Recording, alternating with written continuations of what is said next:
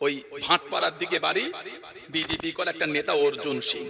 কে কি পার্টি করে বলতে পারবো না। আপনি রাজনীতি করেন, আপনি আপনার ক্যাপাসিটিতে করেন, ডেভেলপের করেন, উন্নতির করেন, এডুকেশনকে নিয়ে করেন। ধর্ম নিয়ে রাজনীতি আবার কি জিনিস? কথা ঠিক না ভুল বলছি? এগুলো কি? ওই অর্জুন সিং বলে নোংরা লোক, যার কোনো স্ট্যান্ড পয়েন্ট নাই। কখন যে কি বলে নিজেও জানে না, কখন ফুরফুরাশরী চলে যায়, আবার কখন মুসলমানকে গাল দেয়, কথা বলে না। এই সমস্ত লোকগুলি সমাজের জন্য অনেক ক্ষতিকারক। এই লোকগুলো যদি এই ভাষা না শুনতাম, জানতাম না মানুষ এত নিকৃষ্ট হতে পারে। কেন রে ভাই? গতকালকে ভিডিও পরশুদিনে মনে হয় বলেছে যে আল্লাহ পাক নাকি কোরআনে বলেছে অমুসলিমদের রেপ করতে। নাউজুবিল্লাহ বলেন, আস্তাগফিরুল্লাহ বললেন না। কেন রে ভাই? এগুলো তো উচিত না। আপনার ধর্ম কেলে কেউ বলবে, ওটাও তো উচিত না। ইসলাম আমাকে শিখিয়েছে অন্যের দেবদেবী, অন্যের ধর্মকে তুমি গালি দিও না। ভুলবশত সেও তোমার আল্লাহকে গালি দেবে। আপনি আপনার ধর্ম মানেন না, কে মানা করেছে? আপনি আপনার স্বাধীনতায় ধর্ম মারবেন, আমরা আমাদের স্বাধীনতায় আমরা ইসলামকে মানব। কেন নিজেদের মধ্যে মানুষ হিসাবে ঝগড়া করে? আপনি ইসলামে দেখাতে পারবেন কোরআনে যে আল্লাহ পাক বলেছেন অমুসলিমদের রেপ করো? এ কি অসভ্য, এ কি নোংরা, এ কি হীন মানসিকতা, এ কি বিচারিতা, এ কি জঘন্য মেন্টালিটির বক্তব্য বলে। সভ্য সমাজের সভ্য মানুষ এগুলো দিতে পারে না, সভ্য সমাজের অভদ্র গুণ এগুলো দেয়। কথা বলছেন না কেন? কোন সভ্য মানুষের শব্দ চয়ন এটা হতে পারে? আস্তাগফিরুল্লাহ, ঘৃণা লাগে এদের মুখের দিকে তাকালে। ইসলাম আল্লাহর শরীয়তের বিধান, কোন একজন পুরুষ যদি একজন মহিলাকে ধর্ষণ করে, জেনা করে, ওই পুরুষটা যদি বিবাহিত হয়, তার কোমর পর্যন্ত তাকে মাটিতে পুঁতে পাথর ছুঁড়ে ছুঁড়ে রজম করে তাকে হত্যা করতে হবে। এটা হলো ইসলামের বিধান। এটা আর ওই পুরুষ আর মহিলা দুজনের সম্মতিক্রমে যদি হয়, মহিলাটাকে গলা অবধি মাটিতে পুঁতে ওই মেয়েটাকে পাথর ছুঁড়ে ছুঁড়ে হত্যা করে, এটা হলো ইসলামের বিধান। আর ছেলেটা যদি অবিবাহিত হয়, ওই ছেলেটাকে 100টা বেত মারতে হবে। তারপরও বলছেন ইসলামে বলেছে অন্য ধর্মের মেয়েদের ধর্ষণ করো। শরম লাগে না? লজ্জা লাগে না? আশারাম বাবু কিন্তু মুসলমান নয়, ঘাটাও নিয়ে গরু। এই দিল্লিতে কদিন আগে ধরা পড়েছে, উনি কিন্তু মুসলমান না। এগুলো আমরা বলতে চাই না। কেন? ওগুলো আইন আছে, আইন দেখে নেবে। এগুলো আমরা সমাজে বলে কি করব? কিন্তু আমার ইসলামকে তো কামড়াচ্ছে। আল্লাহ রাসূল বলেছেন সাল্লাল্লাহু আলাইহি ওয়াসাল্লাম, হাদিস শরীফের কিতাবে এসেছে, হুজুর সাল্লাল্লাহু আলাইহি ওয়াসাল্লাম বলে, মুসনাদে আহমদ ইবনে হাম্বল শরীফের রওয়ায়াত, হযরত আবু বকর সিদ্দিক রাদিয়াল্লাহু আনহু থেকে এসেছে, হুজুর বলেন যদি কোনো ব্যক্তি অন্যায়ভাবে কোনো অমুসলিমকে হত্যা করে, আল্লাহ রাসূল বলেছেন আল্লাহ তাআলা ওই মুসলমানটার জন্য আল্লাহ জান্নাতটা আল্লাহ হারাম করে দেবেন। এটা হলো আমার ইসলামের বাণী এটা। আর আপনি বলছেন ইসলাম অন্য ধর্মের লোককে অত্যাচার করতে শেখায়? আস্তাগফিরুল্লাহ। আজও গুগলে গিয়ে লিখবেন বেসমেন্ট ইন দ্য ওয়ার্ল্ড, গোটা পৃথিবীর মধ্যে সবথেকে ভালো মানুষকে 1 নম্বরে জানার নাম আসবে, উনি হলেন নবী মুহাম্মদ রাসূলুল্লাহ সাল্লাল্লাহু আলাইহি ওয়াসাল্লাম। জোরে বলুন না সুবহানাল্লাহ। তারপরে বলবেন আমার হুজুরের আদর্শ এটা। আল্লাহ রাসূল সাল্লাল্লাহু আলাইহি ওয়াসাল্লাম বলেছেন কোন মুসলমান যদি কোন অমুসলিমের উপরে চুক্তিবদ্ধভাবে অন্যায়ভাবে তার উপর অত্যাচার করে, আল্লাহর রাসূল বলেছেন ওই অমুসলিমের পক্ষ নিয়ে মুসলিমের বিরুদ্ধে আমি আল্লাহর আদালতে কিয়ামতে বিচার জানাবো। এটা হলো ইসলাম। হাদিস শরীফ বুখারী শরীফের রওয়ায়াতে এসেছে, আল্লাহর নবী বলেন মান কাতালা মুআহাদান লাম ইয়ারাহ রাগীহাতাল জান্নাতি ওয়া ইন্নার রিয়াহাল তুজাদু মিন মাসিরাতিল 40 আমান।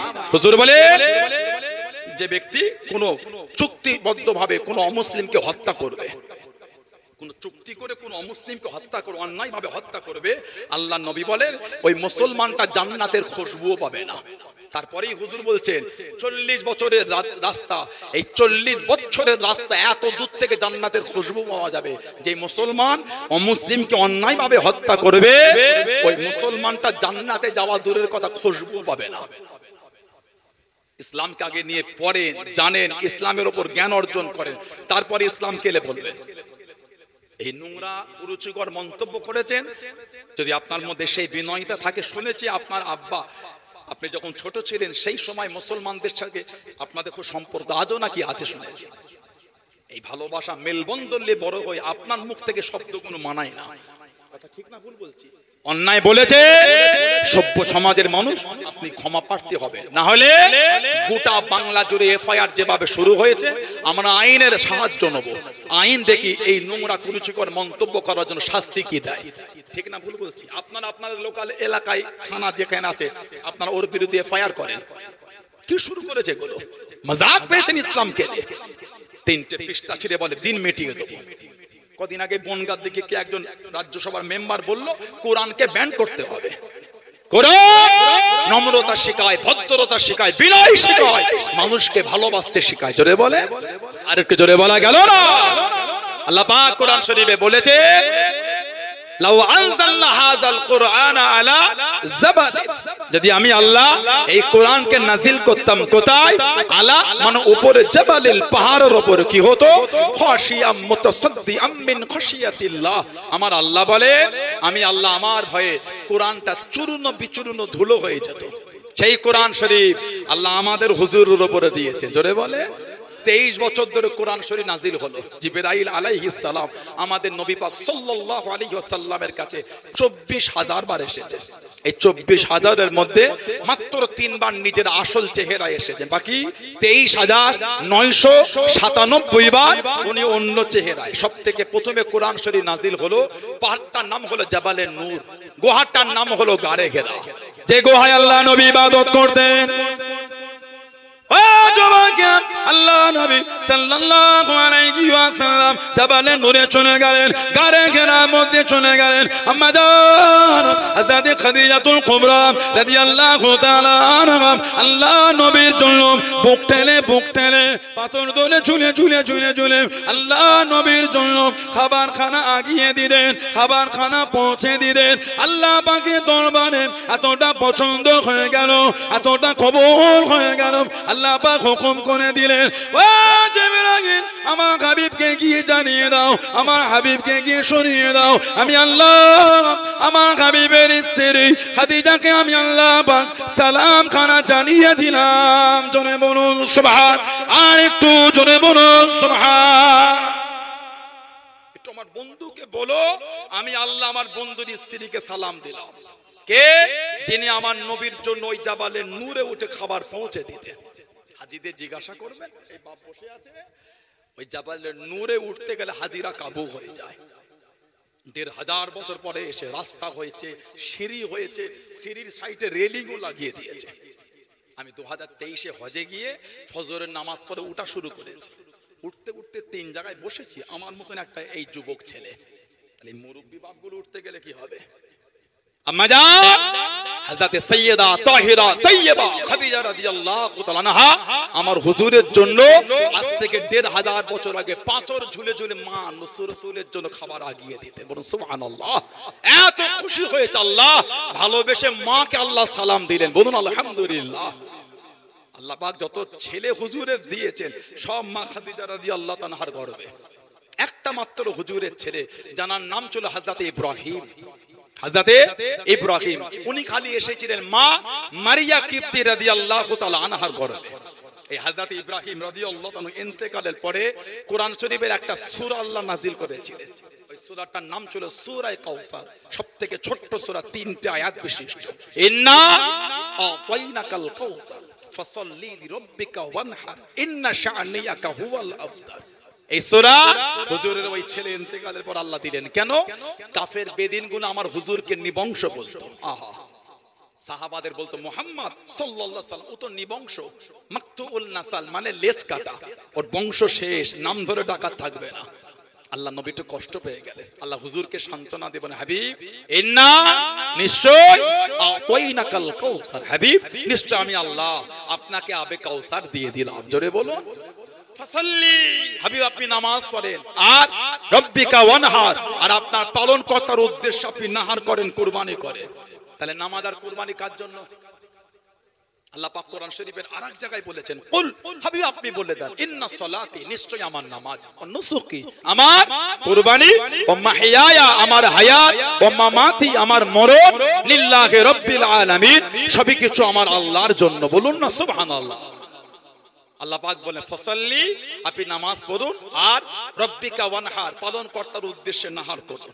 এবার আল্লাহ হুজুরকে খুশি করে বলছেন, হাবিব ইন্না শানিয়াকা হুয়াল আবতার, নিশ্চয় যারা আপনার শানে গুস্তাখি করেছে তারাই হলো আবতার, তারাই হলো মাকতুল নাসল, তারাই হলো লেজ কাটা, আপনি না, আমি আল্লাহ আপনাকে তো আবে কাউসার দিয়ে দিলাম। জোরে বলুন না সুবহানাল্লাহ।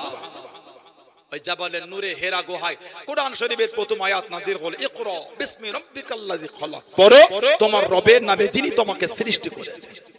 আল্লাহ পাক হুজুরের উপর কোরআন দিলেন, মানুষের ইজ্জত আল্লাহ হুজুরের জন্য দিয়েছেন, সেই হুজুরের মোহাব্বত তৈরি করে যারা মেনেছে তাদের থেকে শিক্ষা না, মানা আর ভালোবাসা কি জিনিস, মানার মতো মেনেছেন। আমার হুজুরের একজন সাহাবী ছিলেন হযরতে আবু বসির রাদিয়াল্লাহু তাআলা আনহু।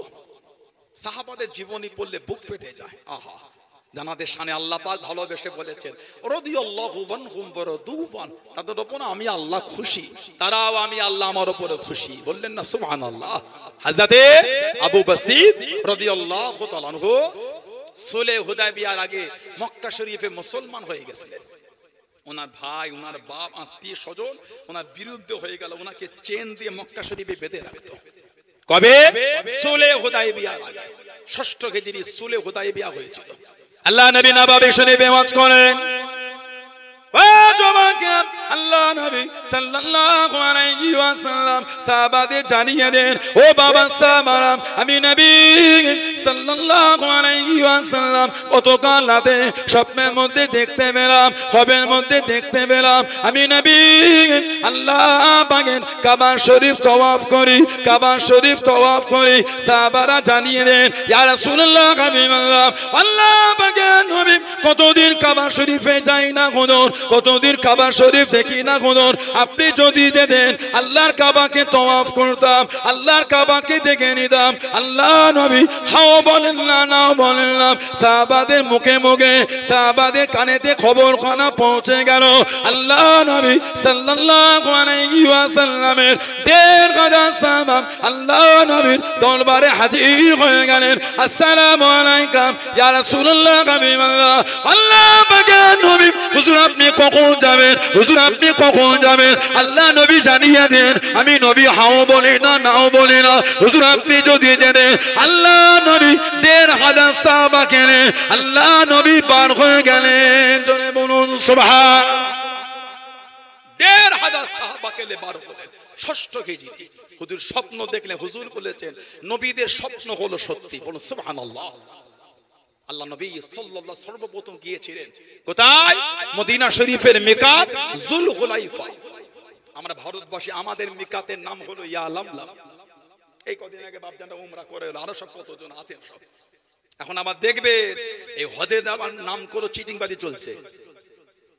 এটা হ্যাঁ 6 মাস 8 মাস আগে টাকা নিচ্ছে, বলে এই কম টাকায় নিয়ে যাব, আর ওই নকল টিকিট দিয়ে এয়ারপোর্টের ভেতরে ঢুকিয়ে দিচ্ছে। নাউজুবিল্লাহ বলে, আমি মজাক করি না আপনাদের সাথে। এই তো কদিন আগে 40 জন লোককে এয়ারপোর্ট থেকে বার করে দিল, সাজু গুজু করে ব্যাগ প্যাক নিয়ে এয়ারপোর্টের ভেতরে 2-3 ঘন্টা রেখে বার করে দিল। লা হাওলা ওয়ালা কুওয়াতা ইল্লা বিল্লাহ। আবার একটা ভিডিও দেখলাম যে তোমরা এয়ারপোর্টে যাও, আমি ভিসাটা নিয়ে যাচ্ছি, 4-5 ঘন্টা এয়ারপোর্টে বসিয়ে সে ট্রাভেল এজেন্সি আর আসে না। ওই জন্য 3000 কম দেখে জানো লাপিয়ে লাপিয়ে চলে যে উনি 5000 বেশি নেই ভাই, যাওয়াটা যেন হয়। ক্যাটালগ দেখছেন কি কি খেতে দেবে, ঘর কেমন, আপনি কি বেড়াতে গিয়েছেন না আল্লাহর কাবার দরবারের মেহমান হইতে যাচ্ছেন? কাবা শরীফে যাব, আবার খাবার চিন্তা কিসে? খাবার যদি নাই হয় কাবাটা তো দেখতে পাবো। সুবহানাল্লাহ বলে, খাওয়া যদি নাই হয় হুজুরের দরবারে তো গিয়ে দাঁড়াতে পারবো। সুবহানাল্লাহ বললেন না? আল্লাহর রাসূল বলেছে, মান হাজ্জা, যে হজ করলো, ফাজার কবরি বাদা ওয়াফাতি, আর আমার ওয়াফাতের পরে এসে আমার কবরটা জিয়ারত করলো, কামান জারানি ফি হায়াতি, সেজন্য আমি নবী আমার সাথে জিন্দা জীবিত মুলাকাত করলো। জোরে বলো। এই যে কাবা শরীফে যাব, এটাই তো বড় জিনিস। এখানে অত ভালো হোটেল খাওয়া ওগুলো তো দেখতে হয় না, নসিবে যা হলো একটু তাড়াহুড়ো করে খেয়ে কাবা শরীফে গিয়ে বসে থাকেন, নামাজ পড়েন। 1 রাকাত নামাজ পড়লে 1 লক্ষ রাকাত নামাজের সওয়াব। 1 রাকাত নামাজে 1 লক্ষ রাকাত নামাজের সওয়াব হয়। 5 স্টার হোটেলে আপনি কি করবেন? ঘুমাতে গেছেন না নামাজ পড়তে গেছেন? কথা বলে না একটু হ্যাঁ দেন। সব জায়গায় ভিআইপি খুঁজতে হয় না। গোলাম সেখানে গিয়ে গোলামের মতন থাকতে হবে।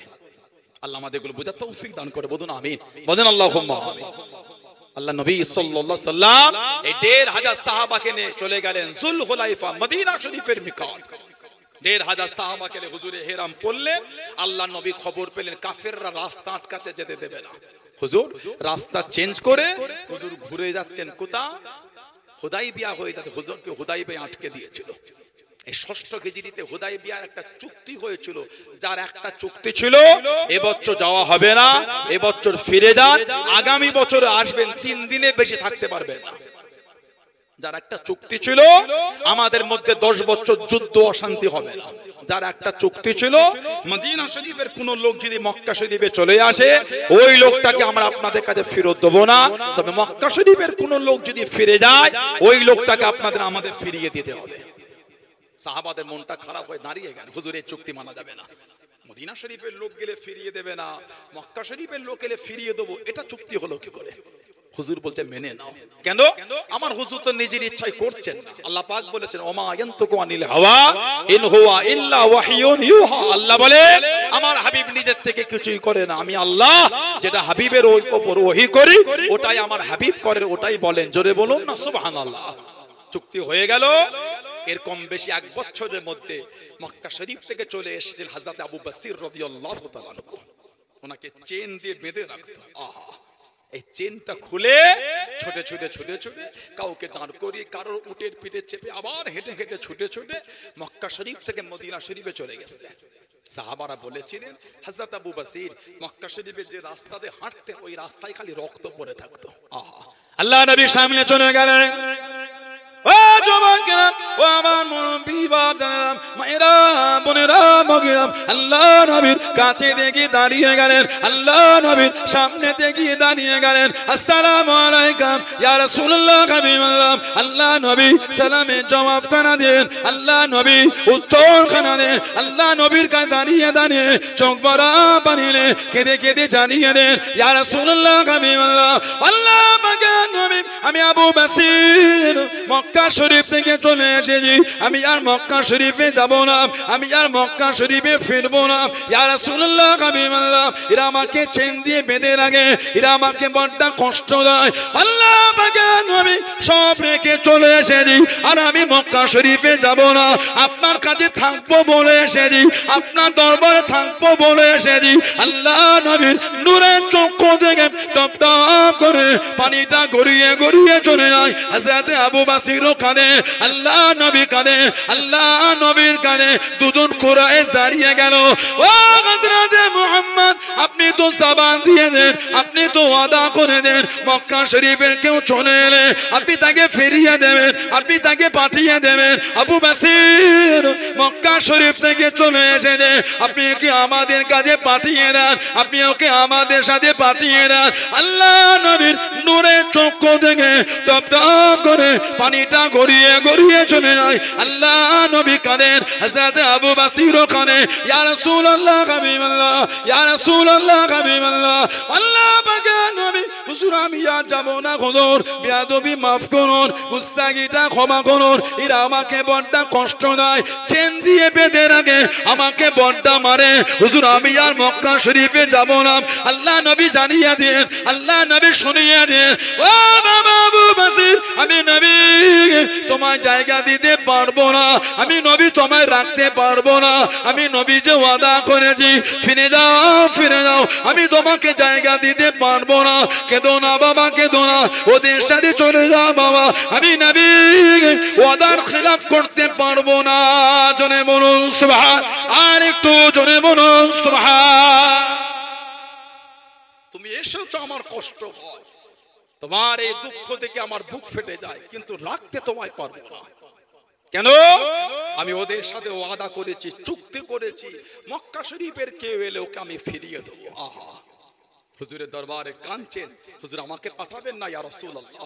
আল্লাহ নবী কাঁদছেন, আমি বলছি তুমি চলে যাও, তোমাকে আমি জায়গা দিতে পারবো না। আবার হুজুরের দরবার থেকে কিছুটা এগিয়ে গিয়ে আবার হুজুরের দিকে তাকিয়ে কাঁদছে, ইয়া রাসূলুল্লাহ সাল্লাল্লাহু আলাইহি ওয়াসাল্লাম, হুজুর হুজুর আপনি আমাকে পাঠাবেন না।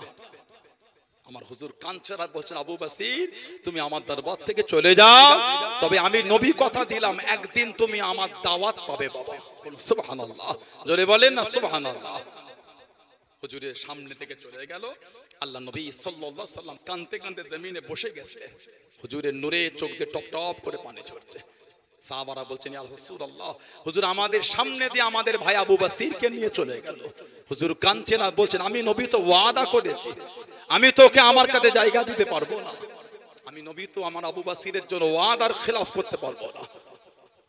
কিছুটা দূরে জুলহুলাইফার কাছে গিয়ে তিনজন বসে রেস্ট নিচ্ছেন। কিতাবে এসেছে, কাফের দূরে বলছে, এই আবু বাসির, যে নবীর জন্য এত কষ্ট করে ছুটে ছুটে চলে এলে, সেই নবীও তোমায় জায়গা দিল না। হযরত আবু বাসির বলে, এই বেদিন বেঈমান, হুজুরের প্রতি যা ভালোবাসা ছিল ওই ভালোবাসাটা আমার আরো বেড়ে গেল। জোরে বলে কেন? আল্লাহর নবী আমার এত কষ্ট দেখেছেন, কিন্তু হুজুরের ওয়াদা ভঙ্গ করেন। সুবহানাল্লাহ বললেন না? হুজুর আমার এত দুঃখ দেখেছে, কিন্তু হুজুরের ওয়াদা ভঙ্গ করেন। হুজুরের প্রতি যা ভালোবাসা ছিল ওই ভালোবাসাটা আমি আবু বাসিরের আরো বেড়ে গেল। বলুন না সুবহানাল্লাহ। দুটো কোরাইয়ের ব্যাগ থেকে খাজুর বার করে খাচ্ছেন। হযরত আবু বাসির রাদিয়াল্লাহু আনহু বললেন, তোমাদের তলোয়ারটা কত সুন্দর, যদি একটু দিতে।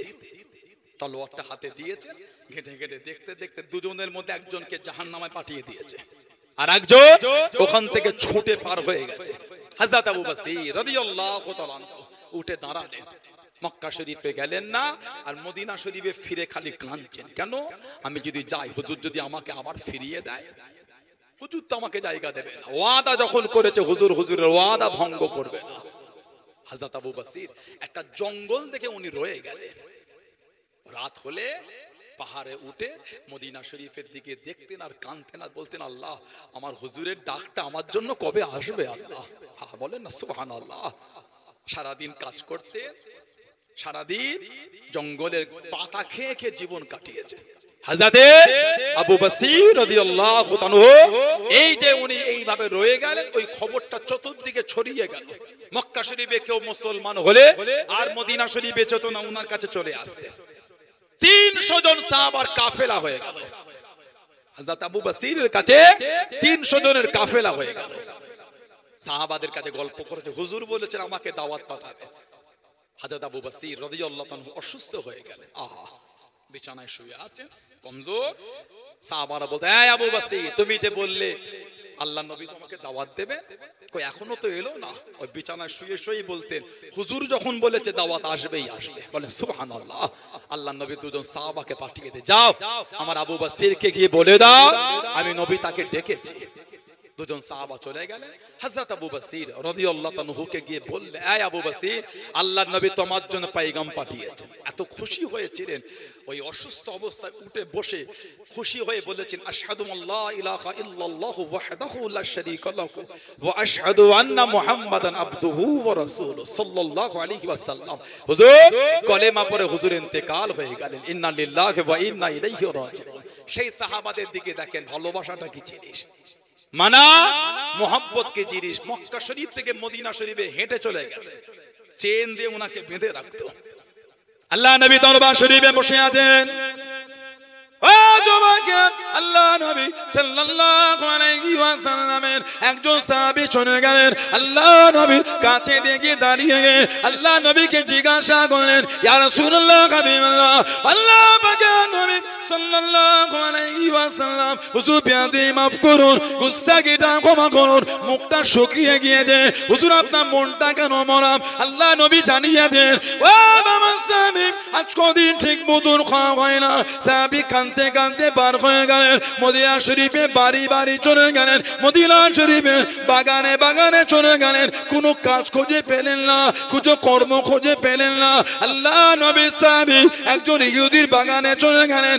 ইহুদিকে গিয়ে জানিয়ে দেন, আমাকে কিছু কি কাজ দেবে, আমাকে কিছু কি কর্ম দেবে। ইহুদি জানিয়ে দিল, এই গরম রোদে কি কাজ করবে, আমার খেজুরের বাগানের কুয়াখানা আছে, ওই কুয়ার পানি যদি এক বালতি তোলো, একটা খেজুর খেজুর তোমাকে দেবো, যে পানিটা অনেক নিচে নেমে গেছে। ও যুবক, আল্লাহ রাসূলের সাহাবী হযরত আল্লাহ নবীর সাহাবী সাল্লাল্লাহু আলাইহি ওয়াসাল্লাম রাজি হয়ে গেলেন। এক বালতি করে পানি তোলে, একটা করে খেজুর দেয়, এক বালতি পানি তোলে, একটা করে খেজুর দেয়, এক বালতি পানি তোলে, একটা করে খেজুর দেয়। কিছু খেজুর হয়ে গেল, চাদরখানা মুড়ে নিয়ে আল্লাহ নবীর সামনে চলে গেলেন। আল্লাহ নবীর কাছে দিয়ে দাঁড়িয়ে গেলেন। আসসালামু আলাইকুম ইয়া রাসূলুল্লাহ, হাবিবাল্লাহ। আল্লাহ পাকের নবী সাল্লাল্লাহু আলাইহি ওয়াসাল্লাম, হুজুর বিয়াদি মাফ করুন, হুজুর আপনি খেজুর খানা খেতে থাকেন, হুজুর আপনি খেজুর খাওয়া শুরু করেন। আল্লাহ নবী জিজ্ঞাসা করলেন, ও বাবা সাহাবী, এই গরম রৌদ্রে ঘেমে গিয়েছো বাবা, হাতেতে ফোঁসা উঠে গিয়েছে বাবা, এই গরম রৌদ্রে কোথা থেকে আনলে বাবা? ইয়া রাসূলুল্লাহ, হাবিবাল্লাহ, আমি আপনার জন্য ইহুদির বাগানে গিয়ে এক বালতি পানি তুলেছি, একটা খেজুর দিয়ে দে, এক বালতি পানি তুলেছি, একটা খেজুর দিয়ে দে। আমি আপনার জন্য এত বড় বালতি পানি তুলে খেজুর খানা এনেছি। জোরে বলুন সুবহান, আর একটু জোরে বলুন সুবহান। আল্লাহ আকবার, আল্লাহ আকবার।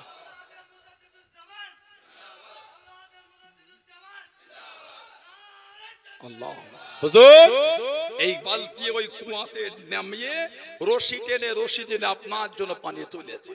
হুজুর এই হাতে ফোঁসা উঠে গেছে, হুজুর ওটা আমার দুঃখ নয়, হুজুর আমার যে মনটা চায় আপনার মুখের একটু খুশিটা দেখতে। বলুন না সুবহানাল্লাহ। এটা হলো সাহাবাদের হুজুরের প্রতি ভালোবাসা, এটা হলো সাহাবাদের মানা, সাহাবাদের মুহাব্বত। শুক্রবারে মসজিদে আপনাদের এই এলাকায় জুমার নামাজে সালাম ফিরালে একটা ছোট্ট পাড়া বাক্স সামনে ঘরে বলে না কি বলে, আসরের পরে কমিটির এক জায়গায় জড়ো হয়ে ওই বাক্স তালাটা খুলে এই সামনে পয়সাগুলো ঢেলে যখন গুছোয়, কমিটিকে জিজ্ঞাসা করবেন, 2, 5টা 7টা ছেঁড়া ছেঁড়া নোট বেরোয়। কমিটি থাকলে বলতে বলেন, ওই বাক্স যখন খুলে ঢেলে টাকা গুনো গোছয়, 2, 4টে 5টা 7টা ছিঁড়া 10 টাকার নোট পাওয়া যায়। কে দিল? তেঘরিয়া গ্রামে জেনও দেয় না, ভূতও দেয় না, আমাদের মতনই কেউ দিয়েছে। একটু নিজের মনকে প্রশ্ন করেন তো, ঠিক করেছেন? আমি বলতে পারবো না। একটু নিজের মনকে জিজ্ঞাসা করে, ওটা কি ঠিক করেছেন আপনি? ওই নোটটা গোলাবাড়ি বাজারে গিয়ে চায়ের দোকানে গিয়ে দেবেন, ভাই এক কাপ চা দে তো, ভাই এই টাকাটা চলে আসে, পাল্টে দে ভাই। কথা বলে না। সবজি কিনতে যাবেন, ফল কিনতে যাবেন, মিষ্টি কিনতে যাবেন, বাসওয়ালাকে দেবেন, টিকারওয়ালাকে দেবেন, ট্রেনের টিকিট কেউ নেবে না, মুসাফিরকে দিয়ে দেখবেন। অন্ধ যদি না হয়েছে সেও নেবে না, যদি অন্ধ হয় ওটা আলাদা জিনিস, চোখে দেখতে পায় না তো। আল্লাহ নবী সাল্লাল্লাহু আলাইহি ওয়াসাল্লাম সাহাবী ছিলেন অন্ধ মায়ের পেট থেকে। হযরতে আব্দুল্লাহ ইবনে উম্মে মাকতুম রাদিয়াল্লাহু তাআলা আনহু, উনি মায়ের পেট থেকে চোখে দেখতে পেতেন না, জন্ম থেকে অন্ধ। হযরত আব্দুল্লাহ ইবনে উম্মে মাকতুম রাদিয়াল্লাহু তাআলা আনহু সুযোগ পেলে আল্লাহর নবীর কাছে এসে কোরআন শরীফ মুখস্থ করতে। জোরে বলুন না সুবহানাল্লাহ। সুযোগ পেলে হুজুরের কাছে যেতে না, বলতে হুজুর একটু কোরআন শরীফ শোনান না ইয়া রাসূলুল্লাহ। ওনার এই এত আগ্রহ দেখে অন্য সাহাবাদের সময় হুজুর কম দিয়ে ওনাকে বেশি কোন কোরআন শরীফ শোনাতেন। বলুন সুবহানাল্লাহ। হযরতে আব্দুল্লাহ ইবনে উম্মে মাকতুম রাদিয়াল্লাহু আনহু হুজুর আল্লাহর নবী যতবার মদিনা শরীফ থেকে সফরে বার হয়েছে, ওনাকে আল্লাহর নবী মদিনা শরীফের দায়িত্ব দিয়ে গেছেন। আল্লাহর নবী ওনাকে নবাবী শরীফের মুয়াজ্জিন করেছেন। উলামা হযরতরা আছেন, নবাবী শরীফের মুয়াজ্জিন দুজন ছিলেন, একজন হলেন হযরত বিলাল ইবনে রাবাহ, আর একজন হলেন হযরত আব্দুল্লাহ ইবনে উম্মে মাকতুম। আল্লাহ রাসূল বলেছেন, আব্দুল্লাহ ইবনে উম্মে মাকতুম রমাদান শরীফের রাত্রির আযান দিলে তোমরা তোমাদের খাওয়া চালু করে দেবে, মানে তাহাজ্জুদের আযান উনি দিতেন, আব্দুল্লাহ ইবনে উম্মে মাকতুম। আর আমার বিলাল যখন আযান দেবে তোমরা খাওয়াটা বন্ধ করে দেবে। কেন? ফজরের সময় শেষ। আব্দুল্লাহ ইবনে উম্মে মাকতুম হুজুরকে আমার নবী সাল্লাল্লাহু আলাইহি ওয়াসাল্লাম হুজুরের প্রতিনিধি করে মদিনা শরীফে রেখে যেতেন, চোখে দেখতে পেতেন না। হযরত ওমর ফারুক রাদিয়াল্লাহু আনহু জামানায় 14 হিজরি উনি বলেন, আয় খলিফাতুল মুসলিমিন হযরত ওমর, মনটা চায় একটু আল্লাহর দ্বীনের জন্য যুদ্ধ করতে যাব আমি, এটা আমাকে নিয়ে যান না। ওমর ফারুক বললেন, এই আব্দুল্লাহ ইবনে উম্মে মাকতুম, তুমি তো চোখে দেখতে পাও না, তুমি তাহলে যুদ্ধের ময়দানে গিয়ে তোমার কাজ কি? হুজুর, আমাকে আপনি ঝান্ডাটা দিয়ে দেবেন, আমি ঝান্ডাটা নিয়ে দাঁড়াবো, ওই বিরোধী পক্ষেরা সামনের দিক থেকে আসবে, আমি দেখতে পাবো না, আমার ভয়ও লাগবে না, আমি ঝান্ডা ধরেই দাঁড়িয়ে থাকবো। জোরে বললেন না সুবহানাল্লাহ। আমি চোখে দেখতে পাই না, ঝান্ডা আমাকে দেবে, আমি ঝান্ডালে দাঁড়াবো, বিরোধী পক্ষরা আমাদের দিকে তেড়ে এলো, আমাকে ভয় লাগবে না, কেন? আমি তোদের দেখতেই পাবো না, ঝান্ডা আমি ছাড়বো না। যুদ্ধের ড্রেস পরে নিলেন, 14 হিজরি, হযরত আব্দুল্লাহ ইবনে উম্মে মাকতুম হুজুরকে ওমর ফারুক ঝান্ডা দিয়েছিলেন। কিতাব এসেছে ওই যুদ্ধের শেষে ওনার লাশ পাওয়া যাচ্ছে না, মানে শহীদ হয়ে গেছে। ইন্না লিল্লাহি ওয়া ইন্না ইলাইহি রাজিউন। অনেক খোঁজাখুঁজির পরে লাশটা পেলেন, ওনার কাছে গিয়ে দেখা যাচ্ছে শহীদ হয়ে গেছেন। তখন যুদ্ধের ঝান্ডাটা বুকে করে জড়িয়ে ধরেই শুয়ে আছে। আর একটু জোরে বলা গেল না সুবহানাল্লাহ। আমার ভাইয়েরা, বাপজানেরা, মুসাফিরকে যদি ছিঁড়া 10 টাকার নোট দান নেবে না, অন্ধ হলে আলাদা ব্যাপার। কেউ যখন নেয় না, ওটাকে গুড়িয়ে গুড়িয়ে পকেটে এক জায়গায় সাইডে রেখে দেয়, না হলে মানি ব্যাগে রেখে দেয়, শুক্রবারে মসজিদে দেবো। আমি কিন্তু আপনাদের মিথ্যা বলিনি। জমার বাক্সগুলোতে ছিঁড়া নোট পাওয়া যায় না, বলেন তো দিলেন কি করে আপনি? কোনদিন ভেবে দেখেছি কিয়ামতে যদি আল্লাহ আমাদের আমল ফিরিয়ে দেয়, এ নামাজ, এ রোজা, এ হজ, এ যাকাত তোমার নসিবে নাজাত নাই, ভালো নামাজ রোজা হজ যাকাত পেলে জোগাড় করে এনো, এই নামাজ রোজাই হবে না, মনে হয় কিয়ামতে ইবাদত জোগাড় করতে পারবো আমরা? ছেঁড়া নোটটা দিলেন, আমার মালের সবথেকে উৎকৃষ্ট মাল, মানে সবথেকে উন্নত মাল আমি আল্লাহ আল্লাহর রাসূলের জন্য ব্যয় করব। জোরে বলুন না সুবহানাল্লাহ। ছেঁড়া নোটটা মসজিদে, এটা ভালোবাসা না। আমার ভাইয়েরা, বাপজানেরা, হুজুরের সাহাবাদের জীবনী পড়ে, কি জীবন তারা কাটিয়েছে। আল্লাহ নবী সাল্লাল্লাহু আলাইহি ওয়াসাল্লাম একটা সাহাবী ছিলেন, হযরত আব্দুর রহমান ইবনে আউফ রাদিয়াল্লাহু তাআলা, যিনি সাহাবাদের মধ্যে সবথেকে ধনী ছিলেন। জীবনে কম বেশি 30,000 গোলাম যিনি আজাদ করেছিলেন। 30,000, জোরে বলবেন না সুবহানাল্লাহ। হযরতে উসমান ইবনে আফফান উনিও গোলাম আজাদ করতেন। কিতাব এসেছে প্রতি সপ্তাহে একটা করে গোলাম, যেই সপ্তাহে বাদ যেত পরের সপ্তাহে দুটো গোলাম আজাদ করতেন। কে? হযরত উসমান। কিতাব এসেছে হযরত আব্দুল্লাহ ইবনে ওমর রাদিয়াল্লাহু তাআলা উনিও গোলাম আজাদ করতেন, ধনী ছিলেন। আব্দুল্লাহ ইবনে ওমর, ওমর ফারুক হুজুরের ছেলে। কিতাব এসেছে যেই গোলামটা বেশি নামাজ পড়তো ওনাকে আগে আজাদ করতেন। যে সেই ইবাদত গোলামদের মধ্যে খবর ছড়িয়ে গেল, বেশি নামাজ পড়, হুজুর আজাদ করে দেবে। গোলামরা বেশি বেশি নামাজ পড়ে, ওনার সামনে উনি আজাদ করে। আজাদ ওনার ছেলে বললেন, আব্বা গোলামরা আপনার সাথে ধোঁকা দিচ্ছে। কেন? না, আপনার সামনে বেশি নামাজ পড়ে, আপনি যদি আজাদ করে দেন পরে হয়তো নামাজ নাও পড়তে পারে। হযরত ওমর ফারুক হুজুর বললেন, হুজুরের ছেলে আব্দুল্লাহ ইবনে ওমর বললেন, বাবা আমি আল্লাহর জন্য একবার নয় 1000 বার আল্লাহর জন্য ধোঁকা খেতে আমি রাজি আছি। জোরে বলবেন না? আর একটু জোরে বলা গেল না? ওরা যদি আমাকে নামাজ পড়ে ধোঁকা দেয়, আমি আল্লাহর জন্য ধোঁকা খেতেও রাজি আছি, কিন্তু গোলাম আমি আজাদ করেই যাব। জোরে বলুন। হযরতে আব্দুর রহমান ইবনে আউফ রাদিয়াল্লাহু তাআলা সাহাবাদের মধ্যে সবথেকে ধনী। এত মাল আল্লাহ ওনাকে দিয়েছিলেন, এত অর্থ আল্লাহ ওনাকে দিলেন। গোটা পৃথিবীর যিনি ধনী, ওনার নাম হলো বর্তমান ইলন মাস্ক। গোটা পৃথিবীর যিনি রিচ বর্তমান ইলন মাস্ক। আল্লাহ আব্দুর রহমান ইবনে আউফ হুজুরকে এই ইলন মাস্কের থেকেও 7 থেকে 8 গুণ মাল আল্লাহ সাহাবীকে বেশি দিয়েছিলেন। সুবহানাল্লাহ বললেন না? বললেন আলহামদুলিল্লাহ। উনি যখন ইন্তেকাল হলেন, এত গোল্ড, এত সোনা রেখে গেছিলেন, গোল্ড জাহাব। ফজরের নামাজ পড়ে কুরুল নিয়ে কাটা হচ্ছে, কেন? ভাগ হবে। এই ট্যাপটার মতন যদি সোনা থাকে, 5 জন যদি অংশীদার হয়, এইভাবে আর থাকবে না, একে পুরো সমান করে ভাগ বটরা করে কাটা হবে। উনি যে গোল্ড রেখে গেলেন, ফজরের পরে কুরুল নিয়ে কাটা শুরু হয়েছে, জোহর হয়ে গেছে তখনও চলছে। সুবহানাল্লাহ বললেন না? যারা ওই গোল্ড কেটেছিল হাতে ফুসা এসে গেছিল। হযরত আব্দুর রহমান ইবনে আউফ রাদিয়াল্লাহু আনহু, ওনার 4টে স্ত্রী ছিলেন যখন ইন্তেকাল হয়, 4 জন বিবি। এটাও কিছু কিছু মানুষের কষ্ট হয়। মুসলমানদের তো 4টে বিয়ে করা চলে, আমার ইসলামে 4টে বিয়ে বৈধ, তোমার কষ্ট হয় কেন? কথা বলে না?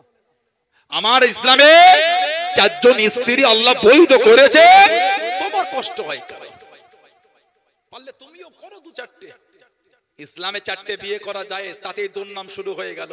কতজনের যে অবৈধভাবে 4000 করে স্ত্রী আছে, কথা বলে না। এই কদিন আগে, বছর খানেক বছর দেড়েক আগে, কোন রাজ্যের মন্ত্রীর ছেলে তার পেন ড্রাইভ থেকে 1000 মহিলার উলঙ্গ ভিডিও পাওয়া গেল। দেখেছেন কেমন কেঁচো কুড় থেকে সাপ বেরিয়েছে, বুঝতে পারেন না? এই বছর দেড়েক আগে কোন রাজ্যের একটা নেতার ছেলে পেন ড্রাইভ থেকে 1000 উলঙ্গ মহিলার ভিডিও পাওয়া গেছে। নাউজুবিল্লাহ বলে। ইসলামে 4টে বিয়ে, ওনার কষ্ট শুরু হয়ে গেল। আল্লাহ জালেমদের হাত থেকে আল্লাহ আমাদের হেফাজত করে, বলুন আল্লাহুম্মা আমিন, বলেন আল্লাহুম্মা আমিন। বর্তমান ভারতবর্ষে কিছু কিছু মানুষ ইসলামকে নিয়ে কি যেন একটা শুরু করে দিয়েছে। আপনি আপনার ধর্মগুরু, আপনি আপনার ভালোবাসার নাম লিখলে কোনো অসুবিধা নাই, আমি আমার হুজুরের নামে ব্যানার লাগালে আপনার কষ্ট হচ্ছে কেন? বারাসাতে গিয়ে দেখেন লেখা আছে আই লাভ বারাসাত, নাই? বারাসাতে গিয়ে দেখে আই লাভ বারাসাত। মধ্যম গ্রাম ওই চৌমাথার ওই পাশটায় গিয়ে দেখবেন লেখা আছে আই লাভ মধ্যম গ্রাম। কারো কষ্ট হয় না তো? আমরা যদি লিখি আই লাভ মুহাম্মদ সাল্লাল্লাহু আলাইহি ওয়াসাল্লাম, আপনার কষ্ট হয়েছে কেন? পারলে আপনি আপনার দেব দেবীদের, ধর্মগুরু, ধর্মযাজকদের নাম লেখেন না, কে মানা করেছে ভাই? কেউ তো নিষেধ করে। আমি আমার হুজুরের ভালোবাসায় লিখলে কি শুরু করে দিলে? 3 জনকে এফআইআর কেস করে ভাবছে মুসলমান ভয় পেয়ে গেল। ওরা জানে না বদর 313 জন ময়দান ফাঁকা হয়ে গেছে। সুবহানাল্লাহ বলে। আর একটু জোরে বলা গেল না? সেই রক্ত আমাদের শরীরে প্রবাহিত হচ্ছে। 15 জনকে এফআইআর করে ভাবছেন মুসলমান ভয় খেয়ে গেল, জেলের জায়গা করে কমে যাবে, হুজুরের গোলাম কম হবে না। জোরে বলে, বললেন না ইনশাআল্লাহ, বললেন আল্লাহুম্মা আমিন। আমাদের শরীরের প্রত্যেকটা রক্তের ফোঁটা আমার হুজুরের ভালোবাসায় কুরবানির জন্য তৈরি হয়ে আছে। জোরে বলবেন না? ওই ভালোবাসা সাহাবাদের থেকে শিখে নিয়েছে আমরা। হযরত বিলাল ইবনে রাবাহকে নিয়ে গেল। ও যুবকেরা, হযরত বিলাল রাদিয়াল্লাহু তাআলা আনহু উমাইয়া ইবনে খালফের গোলাম ছিলেন। হযরত বিলাল মুসলমান হয়ে গেলেন। টেনে টেনে নিয়ে গিয়ে হুজুরের হাতেতে দড়ি বেঁধে একটা জায়গার সঙ্গে বেঁধে নিয়ে হযরত বিলাল রাদিয়াল্লাহু তাআলা আনহুকে এত মান শুরু হয়ে গেল, হুজুরের শরীর খানা ফেটে গিয়ে রক্তখানা টপকে টপকে পড়ে হযরত বিলাল বেহুশ হয়ে গেলেন। হযরত বিলালের জ্ঞানটা হারিয়ে গেল। হযরত বিলাল কাল্লা ঘুষিয়ে দে। ও যুবকেরা, মক্কা যুবকেরা, তরুণেরা, হযরত বিলাল রাদিয়াল্লাহু তাআলা আনহুর কাছে দেখি দাঁড়িয়ে দাঁড়িয়ে হুজুরকে জিজ্ঞাসা করা করে, ও বিলাল ইবনে রাবাহ, এত মান তোমাকে মেরে দে, এত কষ্ট তোমাকে দিয়ে দে, কই তোমার নবী তো তোমাকে বাঁচাতে আসলো না, তোমার আল্লাহ তো তোমাকে বাঁচালো না? হযরত বিলাল রাদিয়াল্লাহু তাআলা আনহু হুজুর আমার জবাব দিয়ে দিয়ে, এ মক্কা বেদি বেঈমানে দনেরাম, এ মক্কা কুফারে কুরাইশেরা, তোমরা দেখুন বাজারে গিয়ে কিছু কেনো, ঠুকে ঠুকে দেখে নাও, পরীক্ষা করে দেখে নাও ওই জিনিসটা ভালো না খারাপ। আমি বিলাল, আল্লাহ পাক আমাকে দিনের জন্য কবুল করে আল্লাহ পাক আমি বিলালকে পরীক্ষা করে দেখিয়ে দিলেন। জোরে বলুন সুবহান, আর একটু জোরে বলুন সুবহান। তোমরা কিছু কিনলে পরীক্ষা করে নাও, আমি বিলাল, আল্লাহ আমাকে দিনের জন্য কবুল করেছে, পরীক্ষা করে দেখিয়ে দিচ্ছে দিনের জন্য কত মজবুত। জোরে বলো। এই শরীর ফেটে রক্ত ঝরেছিল। হুজুরের সাহাবী হযরত খাব্বাব রাদিয়াল্লাহু তাআলা কোমরে গোশত ছিল না। হযরত খাব্বাব রাদিয়াল্লাহু তাআলা কোমরে গোশত ছিল না, হাড় ছিল আর কোমরে গর্ত গর্ত হয়ে গেছিল। হযরত খাব্বাব রাদিয়াল্লাহু তাআলা উনি ছিলেন একটা ইহুদি মহিলার খাদেম। মুসলমান হয়ে গেলে কিতাব এসেছে মরুভূমিতে চিত করে শুইয়ে লোহা গরম করে ওনার কোমরে দেওয়া হতো। আহা, কোমর থেকে গোশত গলে গলে গলে গলে পানি হয়ে চলে গেছে, ওই গর্তগুলি তার গোশত হয়নি। হযরত খাব্বাব রাদিয়াল্লাহু তাআলা ওমর ফারুক রাদিয়াল্লাহু তাআলা জামানায় ওমর ফারুক বললেন, এই খাব্বাব, কি ব্যাপার তোমার কোমরে গোশত নাই তো? কি হযরত ওমর জানাক আল্লাহ ইসলাম জাহানের 2 নম্বর খলিফা করেছেন, দ্বিতীয় খলিফা। জানার শান আল্লাহর রাসূল বলেছেন, লাউ কানা নবিয়ুন বাদি লাকানা ওমর, যদি আল্লাহ আমার পরে কাউকে নবী বানাতেন আল্লাহ আমার ওমর ফারুককে নবী করতেন। বলুন না সুবহানাল্লাহ। তারপরেই নবী বলেছেন, আনা খাতামান নবিয়্যিন লা নবিয়্যা বাদি, বা লা বাদি নবিয়্যা, আমি গোলাম শেষ নবী, আমার পরে আর কোন নবী হবে না, নবী আসবে না। যদি হতো আল্লাহ আমার ওমর ফারুককে নবী বানাতেন। বলুন সুবহানাল্লাহ। কে? হযরত ওমর। আল্লাহর রাসূল বলেছেন, ওমর যে রাস্তা দিয়ে তুমি হাঁটো ওই রাস্তায় ইবলিশও হাঁটে না। সুবহানাল্লাহ বললেন না? কে? হযরত ওমর রাদিয়াল্লাহু তাআলা আনহু। গোটা পৃথিবীর যিনি অর্ধেকটাই শাসন চালিয়েছেন, গোটা পৃথিবীর অর্ধেক। হযরত ফারুক আযম বসে বসে কাঁদছেন। সাহাবারা বলে, আই খলিফাতুল মুসলিমিন, কেন কাঁদেন আপনি? হুজুর বললেন, খবর পেলাম অমুক জায়গায় একটা পোল টপকাতে গিয়ে একটা বকরি ছাগল তার পাটা ওই পোলে আটকে গিয়ে পা ভেঙে গেছে। আমার ভয় হয় কিয়ামতে যদি আল্লাহ আমাকে ওর হিসাবটা চায়, ওমর তোমার খেলাফতে অমুক জায়গায় একটা পশু পার হতে গিয়ে তোমার খেলাফতে তার পাটা ভেঙে গেছে আটকে গিয়ে, আমি ওমর চিন্তা করছি এর হিসাবটা কিয়ামতে আল্লাহর কাছে দেব কি করে। সুবহানাল্লাহ বললেন না? যে জামাটা গায়ে দিতেন 16 থেকে 17 জায়গায় খালি তালি দেওয়া থাকতো। সুবহানাল্লাহ বলবেন না? যে জামাটা পরতে 16 থেকে 17 জায়গায় তালি দেওয়া, সেলাই করা। কেন? পোশাক ব্যবহার করতে করতে ছিঁড়ে গেলে ওটাকে তালি দিয়ে তাপ্পি দিয়ে ব্যবহার করা হলো আল্লাহর রাসূলের সুন্নাহ। আর আমাদের হুজুর বলেছেন, মান তামাসসাকা বিসুন্নাতিন দা ফাসাদে উম্মতি ফালাহু আজরি মিআতি শাহীদ। ফিতনা ফাসাদের সময় যে আমার একটা সুন্নাতকে মজবুত করে ধরে রাখতে পারবে, আল্লাহ ওই ব্যক্তির নামে আমালে 100 শহীদের সওয়াব আল্লাহ পাক লিখে দেবেন। আরেকটা রওয়ায়াত এসেছে, মানে হাব্বা সুন্নাতি, যে আমার সুন্নাতকে ভালোবাসলো, ফাকাত হাব্বানি, সেজন্য আমি নবী আমাকেই ভালোবাসলো। আর ওমানা হাব্বানি, যে আমাকে ভালোবাসলো, কানা মাই ফিল জান্নাহ, তার জায়গাটা আমার আল্লাহ দয়ার জান্নাত করে দিয়েছে। বললেন আলহামদুলিল্লাহ। আল্লাহ আমাদের করে হুজুরের সুন্নাতের উপর আমলে তৌফিক দান করে, বলুন আমিন। জলে বলেন আল্লাহুম্মা আমিন। হযরতে ওমর রাদিয়াল্লাহু তাআলা আনহু জানা জামানায় মদিনা শরীফের বাইরে লাভা বার হয়েছিল। লাভা, জমিন ফেটে আগুন বার হয়েছে। লাভা আমার জিওগ্রাফিতে এটা পড়েছি, মালভূমি, সমভূমি, অগ্নিয়গিরি, লাভা, এগুলো ভূগোলে আছে। এগুলি জমিন ফেটে আগুন বার হয়েছে। আগুন এই মদিনা শরীফের বাইরে সাহাবারা খবর দিলেন, মদিনা শরীফের বাইরে লাভা। হুজুর ওই ওনার একটা জামা 16 থেকে 17 জায়গায় তালি দেওয়া, ওটা দিয়ে বললে এই জামাটা নিয়ে লাভার সামনে গিয়ে ধরবে, যাও। কাছে কাছে গিয়ে দূর থেকে ধরে, আল্লাহ পাকের হুকুম, লাভাটা আর মদিনা শরীফের দিকে আসছে না, এবার উল্টো দিকে যাচ্ছে। জোরে বলে বললেন না সুবহানাল্লাহ। ওনার জামানায় মিশর ফতে হয়ে গেছে। মিশর মুসলমানদের হাতে আল্লাহ দিয়ে দিলেন। গোটা পৃথিবীর অর্ধেকটাই উনি শাসন চালিয়েছেন। মিশরের গভর্নর হযরত আমর ইবনে আস রাদিয়াল্লাহু আনহু ওনাকে চিঠি লিখলেন, হুজুর নীল নদের পানি বন্ধ হয়ে গেছে। এদের বিশ্বাস, এরা জাহিলিয়াতের যুগে করত, পানি বন্ধ হলে একটা মেয়েকে সাজিয়ে এই নীল নদে ঘুরিয়ে তাকে কতল করে নীল নদে রক্ত ছিটাতো। রক্ত এদের বিশ্বাস, তারপরে নীল নদের পানি প্রবাহিত হবে। হুজুর এখন তো ইসলামের খেলাফত চলছে, কি করব? লোকে চাষ হচ্ছে না। ওমর ফারুক চিঠি লিখলেন, বিসমিল্লাহির রহমানির রহিম। ওমরের তরফ থেকে নীল নদের প্রতি চিঠি, এই নীল নদ, তুমি যদি আল্লাহর হুকুমে প্রবাহিত হও, তোমার পানির আমাদের দরকার আছে।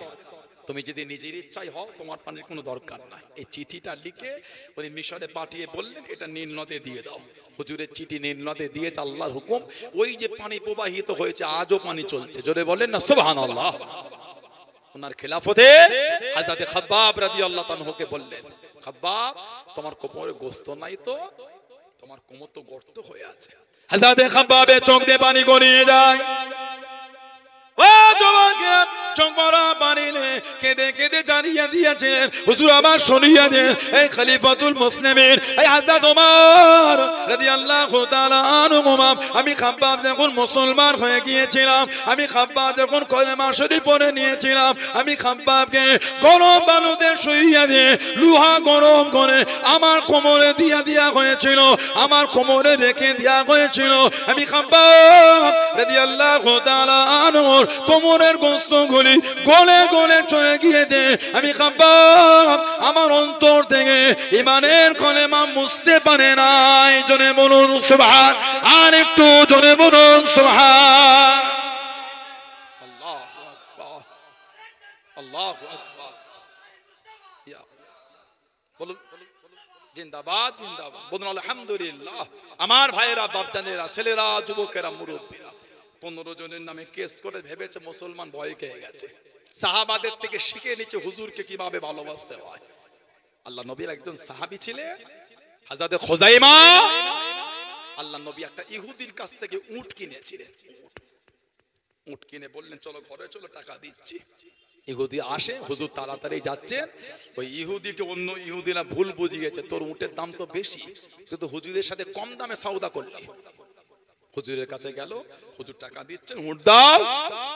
বলে না, আপনার সাথে আমার সওদা হয় না তো, এই তো তুমি দাম করলে। বলে না। বললেন যদি একটা সাক্ষী দিতে পারে তাহলে দেবো। হযরত খুজাইমা বলছে হুজুর আমি জানি আপনি কিনেছেন। জোরে বলে। ইহুদির কথা অনুযায়ী উট দিয়ে দিল, টাকা নিয়ে নিল। আল্লাহ নবী পরে হযরত খুজাইমাকে বলে, এই হযরত খুজাইমা কি ব্যাপার, তুমি সাক্ষী দিলে, তুমি ছিলে? বলে ইয়া রাসূলুল্লাহ বিয়াদি মাফ চাই, আমরা আল্লাহকে না দেখে আপনার কথায় সাক্ষী দিচ্ছি আল্লাহ এক। আমার আল্লাহর ওয়াহাদানিয়াতে সাক্ষী আপনার কথা মেনে বিশ্বাস করে দিয়ে দিলাম। আর সামান্য দুনিয়ার উট, হুজুর আপনার কথায় আল্লাহ যে এক, ওটা আপনার কথায় মেনেছে হুজুর, আল্লাহকে এক বলে মানতে পেরেছে। আর দুনিয়ায় সামান্য উট, ওজন্য হুজুর আমার বিশ্বাস হয়ে গেছে আপনি ঠিকই বলেছেন, আপনি ওই দামেই কিনেছেন, ওজন্য সাক্ষী দিয়ে দিলাম। জোরে বলো, আর একটু জোরে বলা গেল না? এটা হলো ভালোবাসা। আল্লাহ আমাদের কবুল করে, আল্লাহ আমাদের ওই পথের ওই রাস্তার আরোহী করেন। বলুন আমিন। জোরে বলেন আল্লাহুম্মা আমিন। একটু দরুদ শরীফ আল্লাহুম্মা।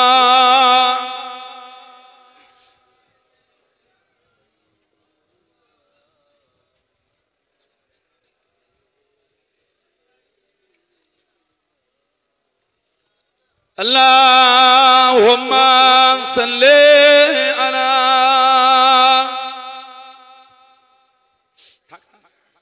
ওরা চালাচ্ছে।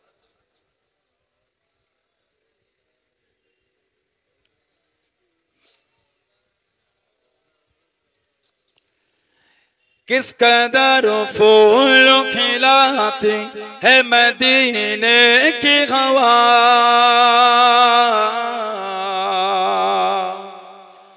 किस कदर फूल खिलाती है मदीने की हवा, मदीने की हवा, मदीने की हवा, मदीने की हवा।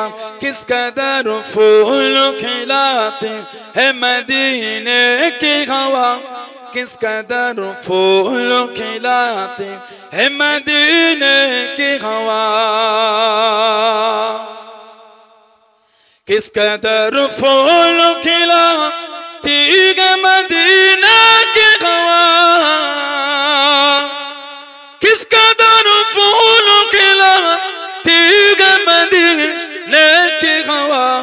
दिल को गुलजार बनाती है मदीने की हवा, दिल को गुलजार बनाती है मदीने की हवा, मदीने की हवा, मदीने की हवा, मदीने की हवा। किस कदर फूल खिलाती है मदीने की हवा, किस कदर फूल खिलाती है मदीने की हवा। दिल को अल्लाह से, दिल को अल्लाह से गाफिल नहीं होने देते, दिल को अल्लाह से गाफिल नहीं होने देते। याद काबे की दिलाती है मदीने की हवा, याद काबे की दिलाती है मदीने की हवा, मदीने की हवा, मदीने की हवा, मदीने की हवा। किस कदर फूल खिलाती है मदीने की हवा, किस कदर फूल खिलाती है मदीने की हवा। अल्लाहुम्मा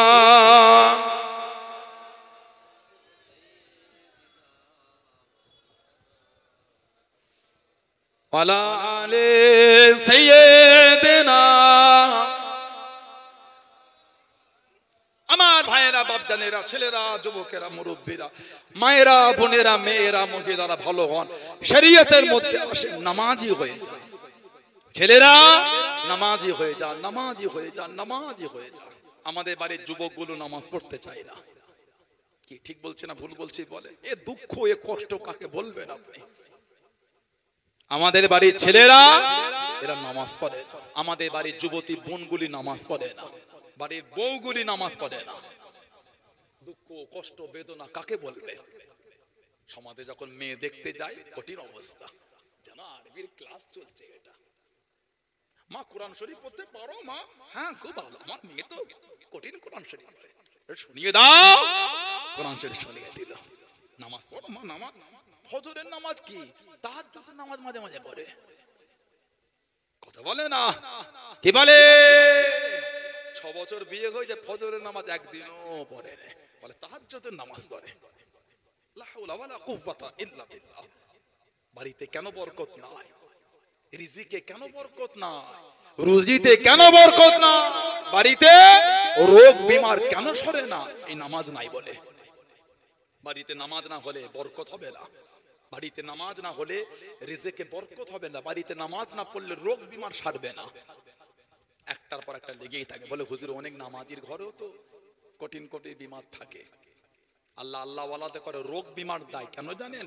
তাদের চলার পথে যেই ছোট ছোট গুনাহগুলি হয়ে যায়, ওই বিমার দিয়ে গুনাহগুলিকে আল্লাহ পাক মাফ করে বেগুনাহ করে আল্লাহ ওয়ালাতে করে আল্লাহ ডেকে নেন। জোরে বলে।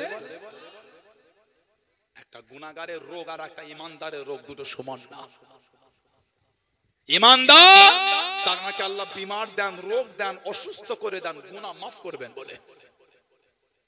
কিছু বুঝতে পেরেছেন না পারেন? আমার ভাইয়েরা বাপজানেরা, নামাজি হয়ে যা। আল্লাহ রাসূল বলেছেন as-salatu mi'rajul mu'minin, নামাজ হলো আল্লাহর মুমিন বান্দা বান্দীদের জন্য দরবারে ইলাহির মিরাজ। জোরে বলে। আল্লাহ রাসূল বলেছেন as-salatu imaduddin, নামাজ হলো দ্বীনের খুঁটি। সুবহানাল্লাহ বলে। আজকে আমাদের তেঘরিয়া পশ্চিম পাড়া এই যে ঈদগাহ ময়দানে এত সুন্দর করে মাহফিল করেছে। স্টেজটা প্যান্ডেলটা কত ডিজাইন করে করেছে দেখেন। এই খুঁটিগুলিতে সব লাইট জ্বলিয়ে দিয়েছে, খুঁটিগুলিতে চেন লাইট জ্বলিয়েছে।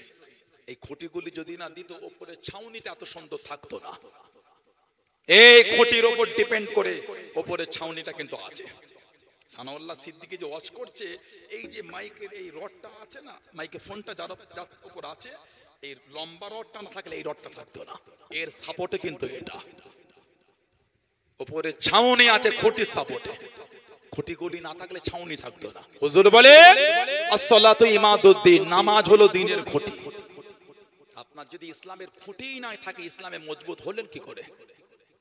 বললে তো হয় না আমি ইমানদার, না। গাছ পরিচয় বলে ফলে। নাম দিয়ে দিন তালপুকুর, একটা ঘটি ডুবালো ডুবে না, নাম তো তালপুকুর, মানে গভীর পুকুর ওটা। কিন্তু ঘটি ডুবিয়ে পানি তোলে, ঘটিটা পুরো ডুবে না, নাম তালপুকুর। বললে তো হয় না ইমানদার। করেছি কি বলেন? আমরা ইমানদারের নামাজি হন। আল্লাহ আমাদের প্রত্যেকের দ্বারা, আল্লাহ আমাদের মা বোনদের দ্বারা 5 ওয়াক্ত নামাজ আল্লাহ কায়েম করিয়ে নেন। বলেন আমিন। ভালোবাসায় বললেন আল্লাহুম্মা আমিন। আমাদের সমাজে ইদানি উম্মতের মধ্যে ছোট ছোট বিষয় নিয়ে ঝগড়া হয়ে যাচ্ছে। কিছু কিছু ভাই আছে দেখবেন ইমাম সাহেব সালাম ফিরালে উঠে চলে যায়, মোনাজাত করে না। কেউ যদি না করে ওটা ওনার ব্যক্তিগত, কিছু বলা যাবে না। না, যাকে তাকে কাফের বলতে হয় না। মোনাজাত নাই করলো, কিছু বুঝছেন না, বোঝেন না। কিন্তু কেউ যদি মোনাজাত করে, আপনি তাকে কেন বাজে কথা বলছেন? আল্লাহর কাছেই তো চাইছে, কেন উম্মতের মধ্যে ঝগড়া? আমি তো বলিনি আপনি মোনাজাত করলেন, আপনি অমুক, আপনি তমুক, না, আমার উচিত না। ওটা ওনার ব্যক্তিগত ব্যাপার, নাই করলো উনি। আমরা যখন একসাথে মোনাজাত করি, কেন বললেন বেদাত? এটা তো ঠিক করলাম। আমি তো আপনাকে বাজে কথা বললাম না, আপনি আমাকে বললেন কেন? উম্মতের তো ঝগড়া এখান থেকে শুরু হয়ে যায়। কথা ঠিক না? উম্মতের অশান্তি এখান থেকে তো হচ্ছে। তো মারা গেলে কবরে লাশ রেখে দিয়ে আমরা মাটি দিই, কমুটো দিই, কমুটো 3 মুঠো। মিনহা খলাকনাকুম, 1 মুঠো, ওয়া ফিহা নুঈদুকুম, আরেক মুঠো, ওয়া মিনহা নুখরিজুকুম তাওরাতান উখরা, আরেক মুঠো। এটা কোরআন শরীফ সূরা তাহার 55 নম্বর আয়াত। এখন আমাদের বাড়ি কিছু ভাই আছে, ওরা বলে আমরা ওটা পড়ি না, খালি বিসমিল্লাহ বলি। আপনি বলেন বিসমিল্লাহ বলে দিয়ে দেন। আপনি বিসমিল্লাহ বলে মাটি দিয়ে খুশি যে তাই দেন, আমি তো ঝগড়া করব না। ঝগড়া করাটা আমার উচিতও না। কথা ঠিক না ভুল বলছি? এটাই তো উম্মতের সৌন্দর্য।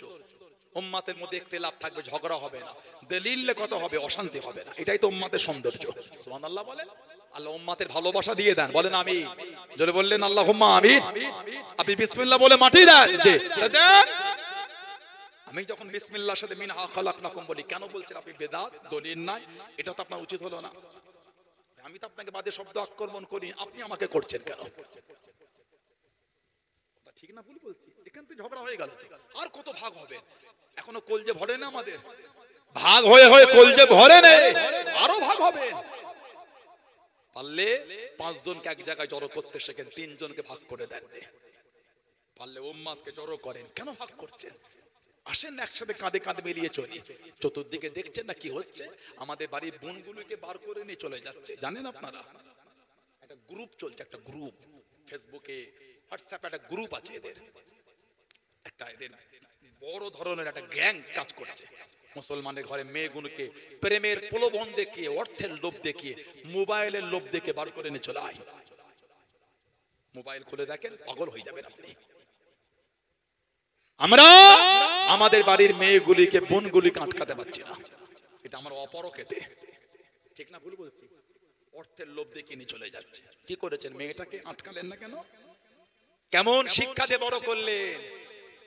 অন্য জায়গায় চলে গেল। আল্লাহর রাসূল সাল্লাল্লাহু আলাইহি ওয়াসাল্লাম বলেন, আল্লিমু আওলাদাকুম, আল্লিমু আওলাদাকুম, তোমরা তোমাদের বাচ্চাদের তালিম দাও কিসের?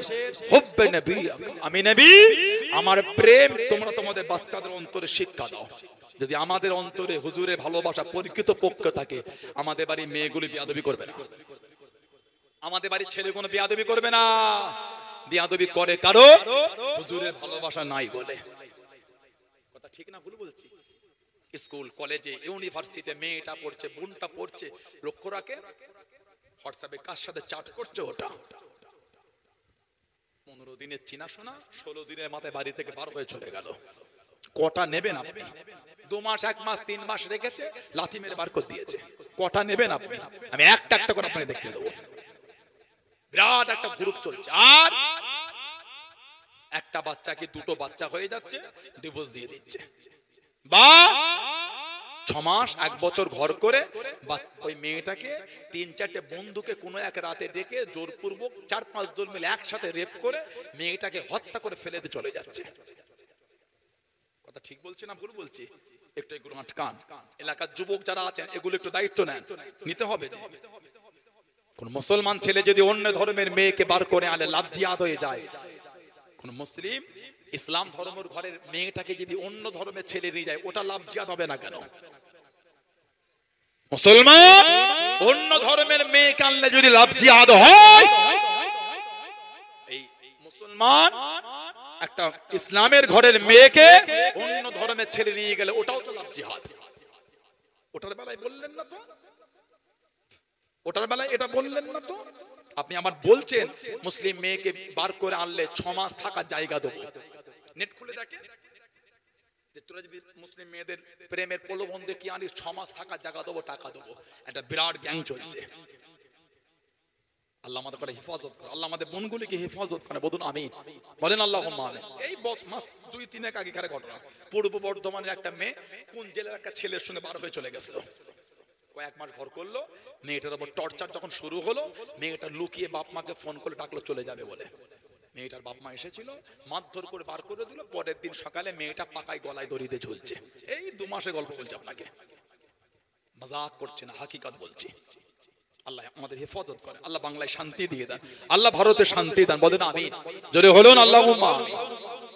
ছেলেরা, ভাইয়েরা, যুবকেরা, তরুণেরা নামাজি হন, নামাজি হন, নামাজি হন। কেউ যদি নামাজের পরে মোনাজাত না করে, নাই করলো তার ব্যাপার, এগুলোতে ঝগড়া করবেন না। আমরা করি দোয়া, আলহামদুলিল্লাহ বলেন। আল্লাহ পাক কোরআন শরীফে বলেছেন, উদউনি আস্তাজিব লাকুম। সুবহানাল্লাহ বলবেন না? বান্দা বান্দি, আমি আল্লাহ আমার কাছে চা, আমি আল্লাহ তোদের দেব। সুবহানাল্লাহ বলবেন না? আল্লাহ নবী সাল্লাল্লাহু আলাইহি ওয়াসাল্লাম বলেছেন, আদ-দুআউ মুখুল ইবাদত, দোয়াটা হচ্ছে ইবাদতের মূল। হুজুর বলেন, আত-তাকদীরু লা ইয়ারুদ্দু, মানুষের তাকদীর পরিবর্তন হবে না, ইল্লা ফি দুআ, দোয়ার দ্বারা আল্লাহ মানুষের তাকদীরটাও পাল্টে দেন। জোরে বলেন। বুখারী শরীফের রওয়ায়াতে এসেছে, কিছু কিছু সাধারণ ছেলে কাদের ইউটিউবে 3টে ভিডিও দেখে, কাদের ইউটিউবে 3টে ভিডিও দেখে সমাজে এগুলো করে ফেলে। কেন রে ভাই? বুখারী শরীফের রিওয়ায়াত এসেছে বাবু রাফউন নাস আইদাহুম মা'আল ইমাম ফিল ইসতিসকা, এই অধ্যায়ের মধ্যে বুখারী শরীফে এসেছে তাবিল হাদিস। আল্লাহ নবী সাল্লাল্লাহু আলাইহি ওয়াসাল্লাম মদিনা শরীফের একটা মসজিদ আছে, মসজিদে গামামা, 365 নম্বর গেট থেকে বার হলে মসজিদে গামামা। গামামা মানে হচ্ছে মেঘ, মেঘওয়ালা মসজিদ। আল্লাহ নবী সাল্লাল্লাহু আলাইহি ওয়াসাল্লাম ইয়াখতুবু ফি ইয়াউমিল জুমআতি, ওই মসজিদে গামামায় হুজুর জুমার খুতবা দিচ্ছেন। একজন গ্রাম্য সাহাবী উঠে দাঁড়িয়ে বললেন, হালাকাতিল মাশিয়াতু হালাকাল ইয়ালু হালাকান নাস, হুজুর আমাদের মাল ধ্বংস হয়ে যায়, পরিবার বর্গ ক্ষুধার্ত হয়ে যায়, মানুষও ধ্বংস হয়ে যায়। কেন? মদিনা শরীফ খরা হয়ে গেছিল। যেই বলেছেন সাহাবী, হাদিস শরীফে এসেছে ফারাফা রাসূলুল্লাহ সাল্লাল্লাহু আলাইহি ওয়াসাল্লাম ইয়াদাইহি ইয়াদুহু, আল্লাহ নবী দু হাত তুলে দোয়া করা শুরু করে দিলেন। আপনি বলছেন হাত তুলে দোয়া করা বেদাত, আল্লাহ নবী দু হাত তুলে দোয়া করছেন, কেন ঝগড়া করছেন? কিসের অশান্তি? আল্লাহর কাছেই তো চাইছি, খালেকের কাছে গোলামের বাচ্চা গোলাম আল্লাহ ফিরিয়ে দিও নি, আল্লাহ হাত তুলেছে, এগুলো কেন ঝগড়া আমাদের মধ্যে? কথা ঠিক না ভুল বলছি? কেন অশান্তি আমাদের মধ্যে? আল্লাহ আমাদের এগুলো বোঝার তৌফিক দান করে দেয়, বলেন না আমিন। আল্লাহ উম্মতকে এগুলো বোঝার তৌফিক দেয়, বলেন আল্লাহুম্মা আমিন। আল্লাহ নবী সাল্লাল্লাহু আলাইহি ওয়াসাল্লাম দু হাত তুললেন, ওয়ারাফা'আন নাসু আইদাহুম মা রাসূলুল্লাহ সাল্লাল্লাহু আলাইহি ওয়াসাল্লাম, এবং লোকজন মানে সাহাবারা হুজুরের সাথে হাত তুলে দোয়ায় শামিল হয়ে গেলেন। আলহামদুলিল্লাহ বলবেন না? আরেকটা রওয়ায়াতে এসেছে, আল্লামা হাফেজ ইবনে কাসির রাহমাতুল্লাহ এনেছেন, উনি ওনার তাফসীরের একটা কিতাব লিখেছেন, তাফসীর ইবনে কাসির বলে, উলামা হযরতরা জানেন। তাফসীরে ইবনে কাসির একটা হাদিস শরীফ এনেছেন, আন আবি হুরায়রা রাদিয়াল্লাহু আনহু أن النبي صلى الله عليه وسلم رفع يديه بعد السلام وهو مستقبل القبلة। رفع يديه بعد السلام، رفع يرفع মানে উঠানো তোলা, ইয়াদুল মানে হাত, ইয়াদাইহি মানে দুই হাত। رفع يديه بعد السلام, আল্লাহ নবী সাল্লাল্লাহু আলাইহি ওয়াসাল্লাম নামাজে সালাম ফিরিয়ে দু হাত তুললেন। ওহুয়া মুস্তাকবিলুল কিবলাতে, হুজুর তখন কাবা শরীফের দিকে মুখ করে, মানে আল্লাহ নবী নামাজে সালাম ফিরিয়ে কাবা শরীফের দিকে মুখ করে দু হাত তুলে দোয়া করছেন। সুবহানাল্লাহ বলবেন না? দোয়াটা কি? আল্লাহুম্মা হাররিল মুস্তাদিফিনা মিনাল মুসলিমিনা মিন আইদিল মুশরিকিন, এই রব্বি আল্লাহ মুসলমানদের কমজোরদের করে মুশরিকদের হাত থেকে আল্লাহ আপনি হেফাজত করেন। সুবহানাল্লাহ বলবেন না? হুজুর নামাজে সালাম ফিরিয়ে কাবা শরীফের দিকে মুখ করে হাত তুলে দোয়া করছেন, আর আপনি বলছেন বেদাত, এগুলো বলতে হয় না।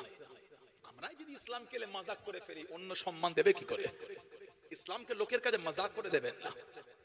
একটা হাদিস শরীফ এসেছে, ইমাম ইবনে সুন্নি ফি আমালুল ইয়াউমি ওয়াল লাইলা বলে কিতাব এনেছেন। হুজুর বলে মা মিন আবদিন বাসাদা কাফাইয়া ফি দুবুরি কুল্লি সালাত, হুজুর বলে যে কোন বান্দা প্রত্যেক নামাজের পর হাত তুলে বলে, যে কোন বান্দা প্রত্যেক নামাজ, ফরজ হোক, ওয়াজিব হোক, সুন্নাত হোক, নফল হোক, যাই হোক, যে কোন বান্দা প্রত্যেক নামাজের পর হাত তুলে বলে, একটা লম্বা দোয়া এসেছে, তাবিল হাদিস এটা, আল্লাহুম্মা ইলাহা ওয়া ইলাহা ইব্রাহিম ওয়া ইসহাক ওয়া ইয়াকুব ওয়া জিবরিল ওয়া মিকাইল ওয়া ইসরাফিল, তাবিল হাদিস শরীফ এসেছে। লাস্টে এসেছে ইল্লা কান হাক্কান আল্লাহি আযজা ওয়া জাল আল্লাহ ইয়ারদা ইদাইহি খাইবাতি, হুজুর বলে আল্লাহ পাক তার খালি হাত ফিরিয়ে না দেওয়াটা তার উপর ওয়াজিব হয়ে যায়, মানে আল্লাহ তাদের খালি হাত ফেরায় না, আল্লাহ পাক কবুল করে দোয়াগুলোকে কবুল করে নেয়। জোরে বলো, আর একটু ভালোবাসায় বলা গেল না? আরেকটা হাদিস শরীফ, এটা তাবরানী শরীফের হাদিস, বাইহাকি শরীফের হাদিস। সাহাবী বলেন সামিতু রাসূলুল্লাহ সাল্লাল্লাহু আলাইহি ওয়াসাল্লাম, আমি আল্লাহর নবী, সামিতু রাসূলুল্লাহ সাল্লাল্লাহু আলাইহি ওয়াসাল্লাম, আমি আল্লাহর নবী সাল্লাল্লাহু আলাইহি ওয়াসাল্লামের জবান শরীফে শুনেছি। কি শুনেছি? ইয়াকুলু, তিনি বলেন লা ইয়াজতামিউ মালাউ, লা ইয়াজতামিউ মালাউ, যখন লোক একত্রিত হয়, ফায়াদউ বা'দুকুম, আর তাদের মধ্যে কেউ দোয়া করে, ওয়ায়ুআমিনু সাইরুহুম, আর বাকিরা সব আমিন আমিন বলেন। আল্লাহর নবী বলেছেন ইল্লা যাবাহুমুল্লাহ, সঙ্গে সঙ্গে তাদের দোয়াটা আল্লাহর দরবারে কবুল হয়ে যায়। বললেন আলহামদুলিল্লাহ, জোরে বলুন আলহামদুলিল্লাহ। আল্লাহ পাক আমাদের করে উম্মতের মধ্যে ভালোবাসা না, আল্লাহ তাআলা তৌফিক দান করে, বলুন আল্লাহুম্মা আমিন। আর কবরে মাটি দেওয়া, এগুলো নিয়ে ঝগড়া করতে হয় না। আপনি বিসমিল্লাহ বলে দেবেন, যে তাই না, ঝগড়া করবেন না। আমি বিসমিল্লাহ সহ মিনা খালাকনাকুম বলি, কেন ঝগড়া করছেন? না দলিল না, কে বললো? ভিডিও। আপনি কার ভিডিও থেকে নিজের গ্রামের পরিবেশ নষ্ট করলেন? ঠিক না? যদি আপনাদের জানার ইচ্ছা হয় আলেম ওলামা হযরত আছেন, মুফতি মুহাদ্দিস আছেন, পাশে আমাদের মাদ্রাসা তাতুলিয়া, আবু জাফরিয়া, সিদ্দিকিয়া, খারিজিয়া বড় মাদ্রাসা, মুফতি বোর্ডে লিখিত একটা জমা দেন যে আমরা আমাদের গ্রামে এটা জানতে চাই, আমাদের করে আহলে সুন্নাহ ওয়াল জামাআতের আকীদায় ফতোয়া দিয়ে আমাদের করে বিষয়টা সমাধান দেবেন। দিয়ে দেন কি ফতোয়া আসে আপনি দেখেন, চেনেন না, জানেন না, শুনেন না, ইউটিউবে সার্চ দিয়ে ভিডিও পেয়ে ওটা নিয়ে গ্রামে ভাগ করছেন, এটা তো আমাদের উচিত না।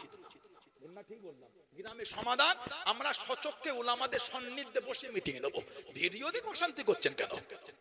তাকে জীবনে চোখও দেখেন না, তাকে জীবনে চোখও দেখেন। একটা হাদিস শরীফের কিতাব আছে মুসনাদ আহমদ ইবনে হাম্বল, চার ইমামের এক ইমাম তিনি কিতাব লিখেছেন, ইমাম আহমদ ইবনে হাম্বল। উলামা হযরতরা জানেন আল্লাহ পাক ওনাকে 10 লক্ষ খালি হাদিসের হাফেজ করেছেন।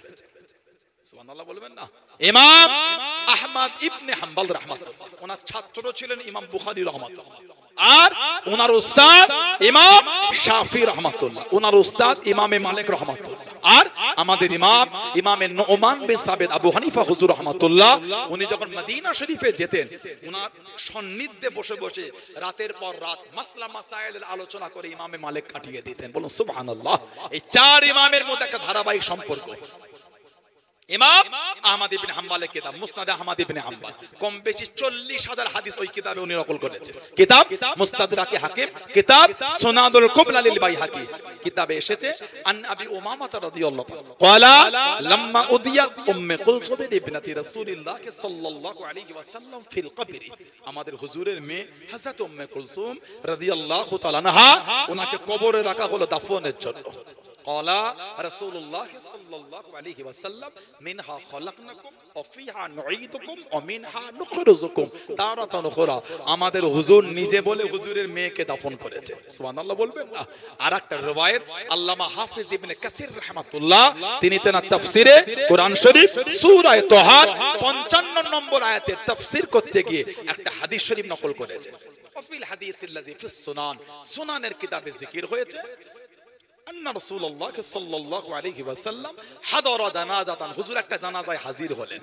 ফালাম্মা দুফিনাল মাইয়িত, ফালাম্মা মানে যখন ওই মাইয়িতকে দাফন করা হচ্ছে, আখাযা কাবদাতা মিনাত তুরাব, আল্লাহর নবী এক মুঠো মাটি উঠালেন, ফাআলকাহা ফিল কবরি, ওই মাটিটা হুজুর কবরে দিয়ে দিলেন। হুম্মা অতঃপর ক্বালা, আমাদের নবী বললেন মিনহা খলাকনাকুম, হুম্মা অতঃপর আখাদা, হুজুর আরেক মুঠো মাটি উঠালেন, ওয়া ক্বালা, আল্লাহ নবী আবারো বললেন ওফিহা নুঈদুকুম, হুম্মা অতঃপর আখাদা উখরা, হুজুর আরেক মুঠো মাটি নিলেন, ওয়া ক্বালা, হুজুর আবারো বললেন ওয়া মিনহা নুখরিজুকুম তারাতান উখরা, সূরা তাহার 55 নম্বর আয়াত, 3 পাটে হুজুর পড়ে 3 মুঠো মাটি হুজুর নিজে হাতে কবরে দিয়েছেন। জোরে বলেন, ভালোবাসায় বলা গেল না? এগুলো নিয়ে ঝগড়া করতে হয় না। আল্লাহ আমাদের বোঝার তৌফিক দান। আল্লাহ আমাদের মা গুলোকে বোন গুলিকে আল্লাহ নামাজি করে দেন। বলেন আমিন, বলেন আল্লাহুম্মা আমিন। ছেলেরা, ভাইয়েরা, যুবকেরা, তরুণেরা, মুরব্বীরা, মায়েরা, মেয়েরা, বোনেরা, মহিলারা ভালোবাসা জায়গাটা ঠিক রাখবেন। আলা হযরত আব্দুল্লাহিল মারুফ মুহাম্মদ আবু বকর সিদ্দিক দাদা পীর সাহেব রাহমাতুল্লাহ, পীর বলে, মুর্শিদ বলে, আল্লাহর ওলি বলে মেনেছে, নীতিতে, আকীদায়, নীতিতে মজবুত হয়। সানাউল্লাহ সিদ্দিকীর ভাষা, ব্যবহার, আখলাক, চরিত্র যদি আপনাকে দুঃখ দেয়, আপনি আমাকে বাদ দিয়ে দেন, আমার কোনো দুঃখ নাই।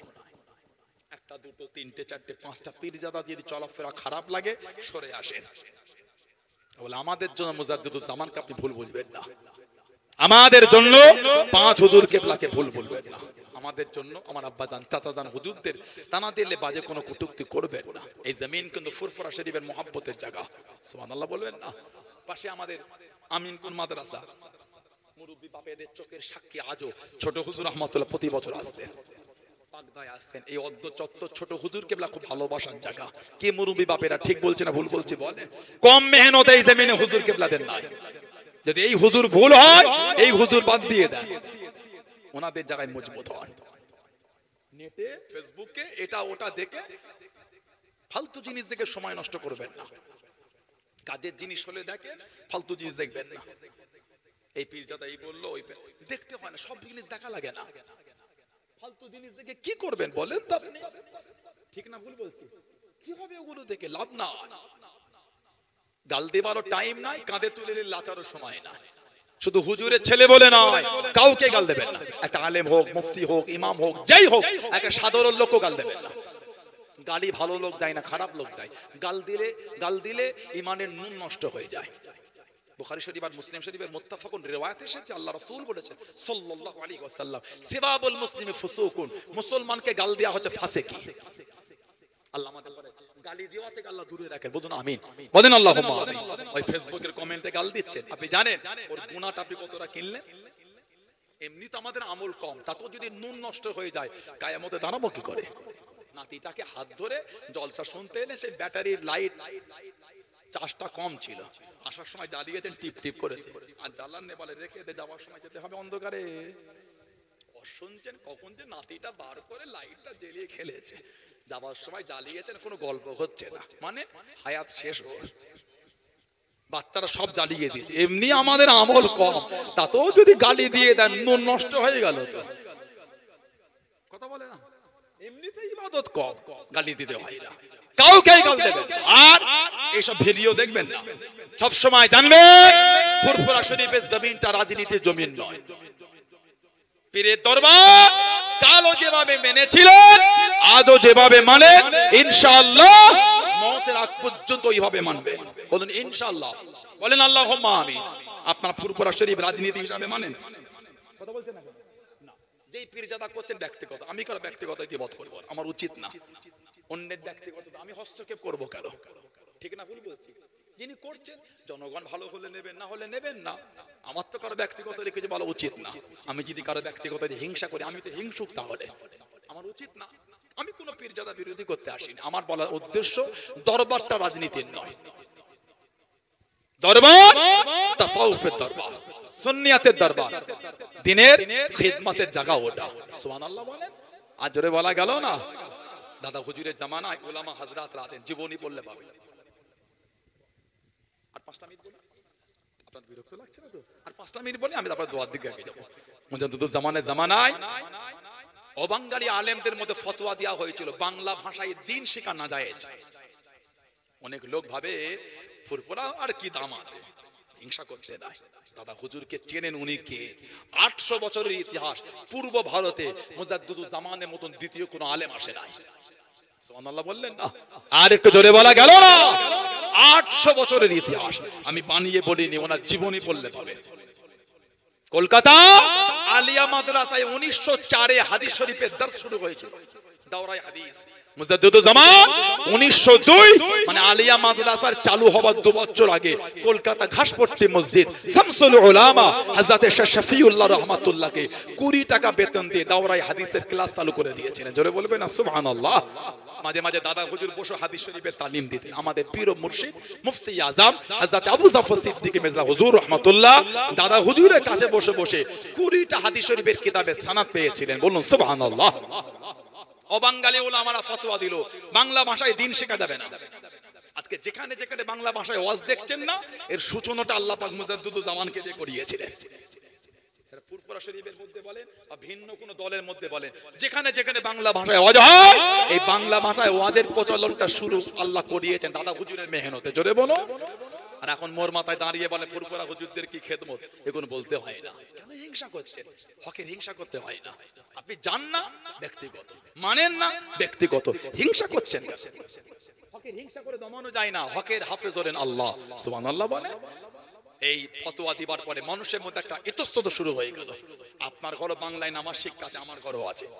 আপনার ঘরে বুখারী শরীফের বাংলা আছে, অন্যের ঘরেও আছে। ওলামারা ফতোয়া দিল, দাদা হুজুর এই ভ্রান্ত ফতোয়াকে খণ্ডন করে দাদা হুজুর অনুমতি দিয়ে 2200 থেকে 2500 ছোট আর মোটা, 2200 থেকে 2500 কম বেশি ফিকহের উপর, মাসলার উপর কিতাব দাদা হুজুর 2500 কিতাব লিখিয়েছিলেন। জোরে বলা গেল না? আর জোরে বলা যাবে না? এই খেদমত আল্লাহ দাদা হুজুরের দ্বারা করিয়েছে। সেই ফুরফুরা শরীফ, সেই মুজাদ্দিদুল জামানের দরবার আল্লাহ আমাদের কবুল করে না। আল্লাহ আমাদের মুজাদ্দিদুল জামানের সিলসিলার উপর চলা তৌফিক দান করে, বলুন আমিন, বলেন আল্লাহুম্মা আমিন। ইতি করলাম, এখন দোয়া হবে। এই যে আমি আপনাদের কাছে এলাম, আর আলেম ওলামা আলোচনা করলেন, আমাদের আব্দুল্লাহিল মানুষ সাহেব ভাই আলোচনা করলেন, সব খুশি তো আপনারা? আমার আলোচনা রাগ করে নিলেন আপনারা? আমি কাউকে দুঃখ দিইনি। কোন দলমতের ওলামাদের বাজে কথা বলেছে বলে মনে হয় না, এটা আমার জন্য কাম্য না। অন্যরা আমাদের গাল দেয়, আমরা দিতে পারি না। জলসার আগামী বছর হবে তো? কি বলে? আমি আপনাদের কদিন পরে ফের ভেতরে আসবো শঙ্করগাছি, কত বড় দিনের বেলা করলাম ওই মসজিদ তো মাঠটা এই তো পাশে, ওই এই দিকটাই তো। আবার তো আসবো ইনশাআল্লাহ, ঈদের পরে আসবো। এই জলসার আগামী বছর থাকবে না ইনশাআল্লাহ বলে। দেখেন যুবকগুলো কাজের নয় তো নারায়ে তাকবীর, কাজ হলো না। এতগুলো যুবক দল বেঁধে জায়গা দখল করেছো, তাকবীর দিতে পারো না, নারায়ে তাকবীর। একটু বেড়েছে ভালোবাসা। আরেকটু বলেন ওই মেম্বারটাই কত ভিড় হয়েছে যুবকদের, তাকবীর দিতে পারে না, নারায়ে তাকবীর, নারায়ে তাকবীর, নারায়ে তাকবীর। আহলে সুন্নাত ওয়াল জামাত, আহলে সুন্নাত ওয়াল জামাত তেঘরিয়া পশ্চিমপাড়া ঈদগাহ বাৎসরিক ইসালে সওয়া পুরপুরা শরীফে দাদা পীরে দরবারের মুরিদ মুতাকিদিন গো সিলসিলায়ে মুজাদ্দিদুস জামান। নারায়ে তাকবীর, নারায়ে তাকবীর। বলুন আলহামদুলিল্লাহ। অল্প সময় বলবো, কার বাপ আছে মা নাই, কার মা আছে বাপ নাই, কার দুটোই নাই, আস্তানারা কবরের মধ্যে শুয়ে এতিমের মতন পড়ে পড়ে কাঁদতেছে। কি ব্যবসায় বরকত নাই, সংসারে বালা মুসিবত কাটে না, রোগ বিমার সারে না, রোগ বিমার কাটে না, ব্যবসায় বরকত নাই। সেই নিয়েতে আগামী বছর মাহফিলের জন্য বলে ৫,০০০ টাকা কে দিল? আল্লাহ দিয়েছেন। মনটা বড় করে ধনী মানুষ, অর্থশালী মানুষ, প্রভাবশালী মানুষ বলে ৫,০০০ টাকা কে দেবেন আগামী বছরে? বাপমার নামে, মুরব্বীদের নামে।